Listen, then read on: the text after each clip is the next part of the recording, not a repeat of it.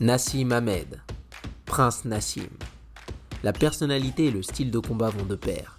Adepte des entrées grandioses et de la danse, la nonchalance et l'excentricité du boxeur britannique n'ont d'égal que sa puissance et son agilité. Si ses provocations ont exaspéré les uns et ses 31 KO en 36 combats ont fasciné les autres, Nassim Hamed mérite sans conteste son statut de Hall of Famer.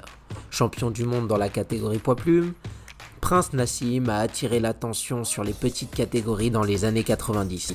Encore maintenant une inspiration pour des combattants et des boxeurs, son talent était indéniable. Il est la preuve que lorsqu'on fait ce qu'on aime, on est redoutable. Les années 90 nous ont offert des boxeurs explosifs et divertissants, et Nassim Hamed en est un parfait exemple. C'est Sensei Boxing, et aujourd'hui je vous montre comment boxer comme Nassim Hamed.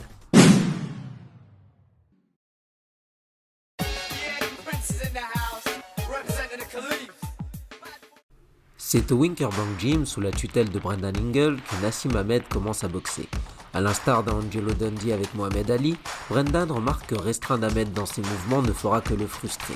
Ainsi, il lui offre une grande liberté. Excentrique et esprit libre, le style de combat que Nassim Hamed développe est basé sur le switch hitting.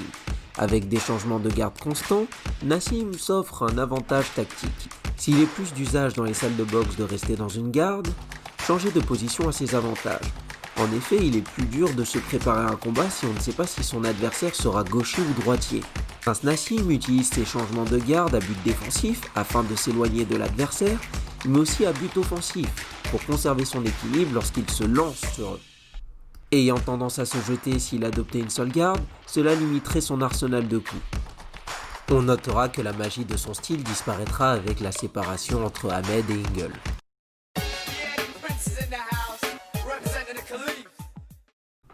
Bien que critiqué pour son style peu ordinaire, Prince Nassim avait un arsenal technique efficace. Tout comme Roy Jones qui était sur le circuit lorsqu'il était actif, Hamed aimait beaucoup les coups bondissants. Il pouvait avoir de multiples variations comme le direct ou le crochet bondissant, mais son favori restait le corkscrew uppercut. Le corkscrew uppercut, c'est un uppercut long bondissant suivi d'un direct, qui peut être du bras arrière ou du bras avant. Prince Nassim sera d'ailleurs une inspiration pour un combattant que vous connaissez bien, Conor McGregor. Si vous souhaitez une analyse de ses capacités, n'hésitez pas à me le faire savoir dans les commentaires. Cette technique présente plusieurs avantages. Lorsque l'adversaire fait un retrait du buste pour éviter l'uppercut, il est en général touché par le direct. Il faut néanmoins prendre garde à bien se désaxer pendant cet uppercut au risque de se faire contrer. Autre avantage de ce coup, c'est l'angle de l'uppercut qui est particulier et perce facilement la garde, d'où son nom corkscrew qui signifie tire-bouchon. Le but est d'ouvrir assez la garde pour que l'uppercut puisse passer, et si l'uppercut ne passe pas, le direct du bras arrière se chargera de briser cette garde. Lorsque l'on boxe, nous disposons de multiples moyens de défense. Les bras pour bloquer, les jambes pour se déplacer, le buste pour esquiver. Hamed utilisait ses mains pour frapper, ses jambes pour se déplacer et faire le show. Ses capacités défensives reposaient sur un mouvement, le retrait du buste. Sa souplesse et son sens du rythme, qu'il tient d'après ses dires de ses 5 années de danse classique, lui permettaient de se reposer essentiellement sur ce mouvement. Lorsqu'il effectue son retrait du buste, Nassim Hamed recule ou fait des pas circulaires pour forcer l'adversaire à le poursuivre. Ainsi, s'il veut toucher, le boxeur n'a d'autre choix que d'avancer.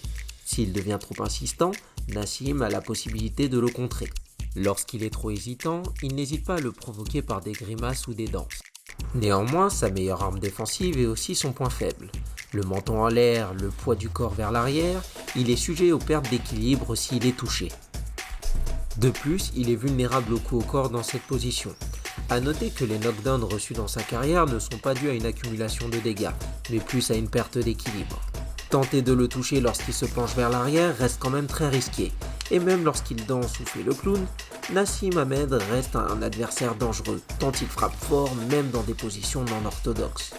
J'espère que cette vidéo vous a plu. J'aimerais remercier Mamadou Souane pour sa requête afin que Nassim Hamed apparaisse dans cette série. N'hésitez pas à laisser un commentaire afin de me dire qui vous voudriez voir dans la série. Likez et abonnez-vous à la chaîne et punchez cette cloche de notification afin d'être au courant lorsque je mets une nouvelle vidéo en ligne. Afin d'avoir un indice pour le prochain boxeur, suivez-moi aussi sur Instagram à Sensei Boxing Paris. C'était Sensei Boxing et je vous souhaite bon entraînement.